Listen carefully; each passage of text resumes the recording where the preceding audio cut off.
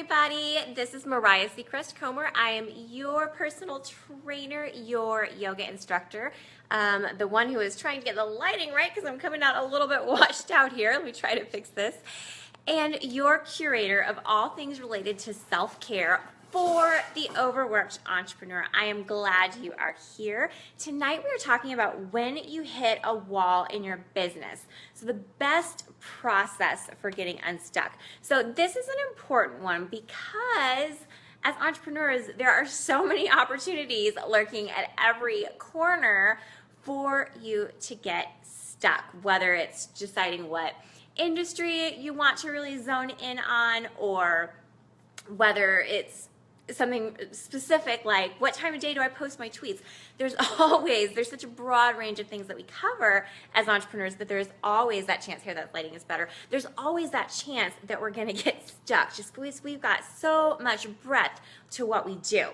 Now, getting stuck as an entrepreneur is sometimes the catalyst for wanting to throw in the towel. There's just so much that we're always facing, and when someone else isn't pushing us and holding us to that and keeping us accountable to that work that we have to put in, it can be really, really tempting to just want to give up when you hit these walls, whether, with the big decision you have to make or something you're trying to troubleshoot. Even if you have a good business coach or you're part of a supportive online business group like this one, ultimately it's still you at the end of the day that has to make those decisions. So just to set the stage for that, if you feel like you keep coming up against all these places where you're getting stuck or you're hitting a wall or you're not sure where to go, well, get used to it. As an entrepreneur, it's just part and parcel of building something entirely from scratch. So rather than freak out every time it happens, just come to anticipate it. Recognize that it's going to be a regular part of your life. Now, that being said, I personally have come across some processes that have helped me get unstuck in my business, and they're very related to self-care because it actually has to do, at one point, I'm going to talk about 3 different phases, but there's a point in there that talks about disengaging from your work so that you can bring the best outcome to your work, which is really what I'm most excited about when it comes to self-care for entrepreneurs, is that junction at which you're taking care of yourself and your personal life, and that actually creates more space for those wonderful ideas to come rolling in for your business life. So before we talk about that, remember you can apply this to big picture things, whether it's deciding whether you need to change your niche or your audience or what your whole business is about, or maybe it's a little bit more specific like diagnosing a sales funnel or figuring out what your next product is. Recognize there's going to be those places that you get stuck, and then learn to move through in the best way possible so that you're not stuck forever and you don't let it hold you back from growing in your business. So again, sharing both some personal experiences as well as scientific evidence that pulls in some of that self-care and some of that relaxation response that actually has a very, very biological role in how we process information and how we make those difficult decisions to move forward and find success in our business. So I'm going to break it down into 3 phases. Certainly feel free if you have questions along the way to drop them in. Would love to hear what your thoughts are, but we're going to break this down into 3 phases, and it's important that you get them in the right order. Now, phase 1 is right as you're on the cusp of whatever it is that makes you want to bang your head against the wall, whether it's maybe a product launch that just didn't go anywhere, or something, big picture, just you don't know where to go next. You've got lots of ideas, but sometimes we have so many possibilities of things that we could troubleshoot that we just don't even know where to start. It's like, just throwing darts in the dark. We're not really sure which one to choose or with any rhyme or reason.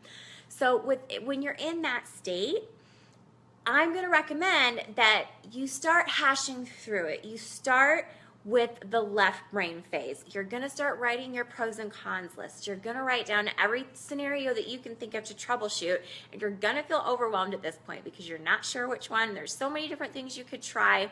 That's okay. You're going to get it all down on paper. You're going to work through these. This is the time that you're probably going to be having these conversations with your spouse or your business group, just to be bouncing all of these problems or these ideas around. You need to get it out. You need to analyze it. Even if you don't know which way to put all the information together, you need to get that information out. So this is the left brain phase, and it's important, and I think I've tried before to skip the left brain phase until after phase 2, which is the right brain phase, and for me, it doesn't work that way. For me, I have to create all those scenarios first. I have to know what it is that I'm working with, and for me, it's really hard. If I feel stuck in my business and I hit a wall, it's really hard for me to just walk away from it in that moment, which is an important piece we're going to talk about next. But I'm so, you get so emotionally involved, and it's just so frustrating that sometimes it's easier said than done to just walk away. So let yourself, while you're still in that moment, while all the thoughts and possibilities are still fresh in your mind, write it all down, talk it out amongst the people that are around you, but don't make any decisions yet. You're going to wait to do that until phase 3. So phase 2 then comes after you've gathered all that left brain data, you've made your pros and cons list, you've put down all the possible scenarios of directions you could go, whether it's big picture or just something little that you're working on getting unstuck with.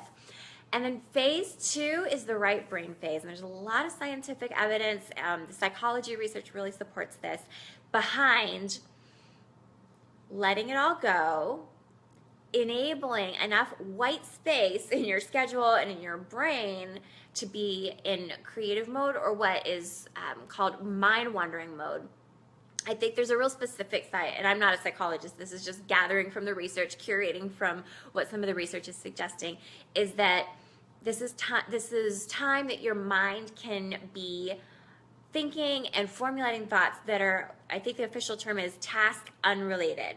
So this is time that primarily I would love to see you engaging in creative things. So for me, that might look like taking a week off my business, which I do anyway after a launch, but I'm not sure exactly where I'm going next. I take a week off of my business. Creative pursuits are the best possible thing if you're into music, playing music, if you are artistic, engaging in art forms, and that could mean consuming literature too, so consuming creative art forms rather than reading your business blogs, or maybe listening to a comedy podcast instead of listening to that business podcast. So creative pursuits are really, really helpful in generating the right brain activity, and I'm going to talk about in a minute why it's so important to get the right side of the brain involved. But if creativity isn't really there for you right now, or that's not really your thing, then you can also induce the right brain state of mind in the mind wandering phase that we want to get to by doing mindless activities that are not requiring much attention to the task itself. So whether that's cleaning out your closet, or just doing something repetitive, especially something physical that's repetitive, can really start to bring you into that state where the mind is disassociated with the task itself. Now what happens, the psychology research tells us what happens during that point is that the mind is able, then the right brain kicks in, and so all that information that we have compiled and put together, but we put out individually as different elements or different pieces to consider, but haven't figured out how to put together, the right brain, when it's unconstricted, when it has space, when it's relaxed, when it's in a creative environment, and when it's not required to focus on the task, there's this wonderful little magic that's happening behind the scenes. It's not really magic, it's science, but there's this really cool thing that occurs in that state that allows us to take all of the information that we've gathered in that left side of the brain, and now it sleuths out creative combinations of how to put those connections together with those isolated pieces of information. So while the left brain is really responsible for pulling all that data, it's the right brain and being in the right state for the right brain to really take over and function that actually shows you how to put all that information together, to assimilate it, and to make a decision going forward. So you can think of it like connecting the dots, or if you think of all those things that you put in your left brain phase, all of the research and the pros and cons lists and all the things that you put out there as isolated fence posts, and they're just out in a field. Well, the right brain is what builds those rails between the fence posts. So it tells you how to create a structure from all of that random information you've been mulling around in your head through the left brain phase. So that right brain phase is really critical. It's a little counterintuitive because when we have a problem, we feel like we need to ruminate on it and just grind it out till we get stuck. And I've been there before. I've been there where, I had a launch, when I was first launching products, I would have, 0 sales during my product launches. And of course, it's really hard to walk away from that. So I was just bound and determined to get it done. I would write my to-do list. I remember distinctly having my pros and cons list for how I was going to be targeting my niche, because I just felt like I had it right, quite locked in on my niche. This was before I was working specifically with entrepreneurs. And I just would write all the information down, but I didn't know why to choose one over the other. I came up with several different scenarios, but nothing really stood out. So it wasn't until I took that right brain phase approach, and I took a week off from my business. I was still working a full-time day job, of course, but I was spending what spare time I did have in relaxing ways. So I was doing a lot of healthy cooking. I was, reading my magazines or journaling by the pool. I was taking care of myself. I was going to bed early. I was reading fiction, not for forever, but a few weeknights was all it took for me to suddenly have that aha moment that is really what you can work and work and work and work for in that left brain phase, but not get. It's really once you let it go that it really comes back around full circle. And that's when it hit me, just to give you that specific example, that I needed to work with entrepreneurs. Now, I had put that as a possibility in those pros and cons lists, but it wasn't until I stepped away from things and allowed the right brain to kick in and a little bit of space, a little bit of perspective to kick in, that it suddenly hit me, because then I was taking care of myself. And it suddenly hit me how important that is for entrepreneurs to take care of themselves. So it really came back around full circle for me. And it just so happened that actually was the solution to my problem in and of itself, is that I then knew that I wanted to work with entrepreneurs specifically, not just busy professionals and not just in a fitness capacity with my background as a personal fitness trainer, but I wanted to teach self-care practices to overworked entrepreneurs who are busy and driven and ambitious and are just like me and have that tendency to just want to grind it out, but really understanding the value and the tremendous insight that comes when we do get a little bit of distance and space and create those self-care rituals. So for me, adding that right brain phase was really a critical piece, and the psychology research of how our brain organizes information truly backs that up. So those are the 2 really critical phases, but I've added a 3rd phase as well. This is just my own, but that is after you've moved past that right brain phase, and you might not have that aha moment right away, but it will start to filter in as you get back to your work. And that brings us to phase 3, which is just get going. Even if you don't have every answer, even if you don't have that aha moment that came to you like it did in that one instance that I told you about as my example, you're going to have those aha moments as you just get going again. You've done your due diligence, you've followed the process, you've followed the system that the mind best prefers to organize information. And now you just have to pick something and move forward. So maybe you've had that aha moment, or maybe one is leaning just a little bit ahead of the others of what direction to go in. You've got to be in motion before you can ever change direction. So release that need to get it right the first time. The most important thing is that you just keep moving, keep trying. You can always pivot, you can always recalibrate. You'll probably go through this process of getting unstuck numerous times, which is why I'm teaching it as a process to begin with. And really recognizing that the only way to figure things out sometimes is just to go forward. You might not know if something is the right decision for your business until you try it. But guess what? Not only will you have ruled it out if it's not, but that very likely may bring something else to your attention that you can try. So looking back, the times that I've made, bigger, substantial decisions in my business, not every one of them has been spot on every single time, even if I followed this process. But along the way, I have solved all those problems, even if it wasn't in quite exactly the order that I wanted or quite exactly on cue because I want it like this. But just by sheer fact that I was moving forward, I was trying different things, I was pivoting, I was giving things a good shot, and then reevaluating and moving forward, I have locked in on a lot of those things that even a year ago I hadn't really figured out. A year ago I was stuck on, how should I target my audience a little bit more? What niche should I really serve? What should my product offerings be?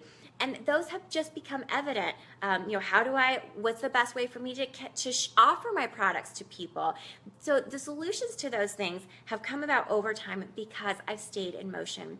Not always on cue, not always exactly in the order that I thought they would be, but because I kept moving and because I took that time to relax sometimes, those timeouts to really let my brain open up and relax and make those creative connections, that I've been able to make those decisions that have been transformational in my business. And I will say that every aha moment I have had has not been when I've been hunched over a computer for 12 hours. It's been when I've been walking my dogs, when I've been on a hike, when I've been laying by the pool taking care of myself. Now, not to say that you can skip all the hard work and the analysis and the data. You got to put that in, but it's really that balancing act. That system. So you do one and then you do the other, making sure that both are part of your rituals and your systems that will really lead to those transformational results. So I'm excited to share this process with you. I can't wait to hear how you plan to implement it and how you plan to get over it. And I'm here for you, and you've got a whole community here for you when it feels a little hard to let go of the reins sometimes, when it feels a little bit counterintuitive to release the need to fix it right then and there. Trust, let go, and recognize that your brain is going to be there for you. Your mind is going to be there for you. And the best way to make sure that happens as quickly as possible is to take good care of your brain. And you don't do that by overworking and burning it out. A healthy brain, a relaxed brain is the most creative, the most sharp, and the most likely to get you those results that you want. So I am thrilled to be here. I am here every Tuesday at 5:45 p.m. Mountain Standard Time. I am Mariah Seacrest Comer. I'm a personal fitness trainer, a yoga instructor. I work full time. I have a day job in an office that is not related to any of this stuff, so I understand the practical logistics of trying to take care of your body and your health and your business all at once. But what I'm really excited about is showing entrepreneurs, especially who never put their work down and always have a million irons in the fire.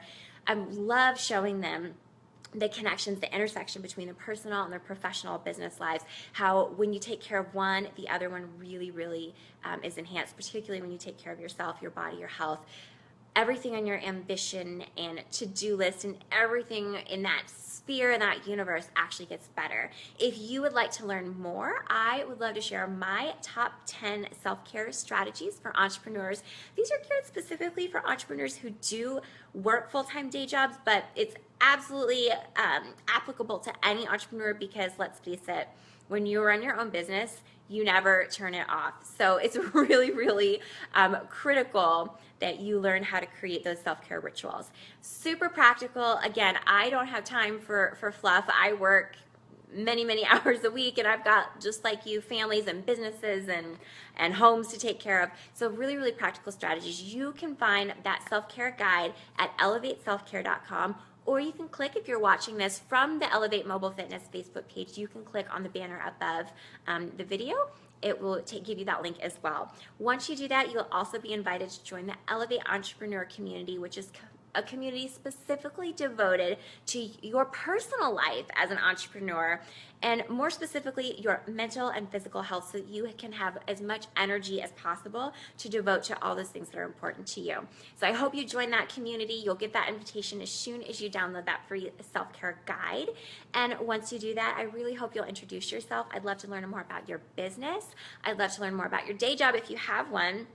And then I'd love for you to tell us some of the self-care areas that you would like the most accountability and support in. That's all for now. I can't wait to see you next time. Bye.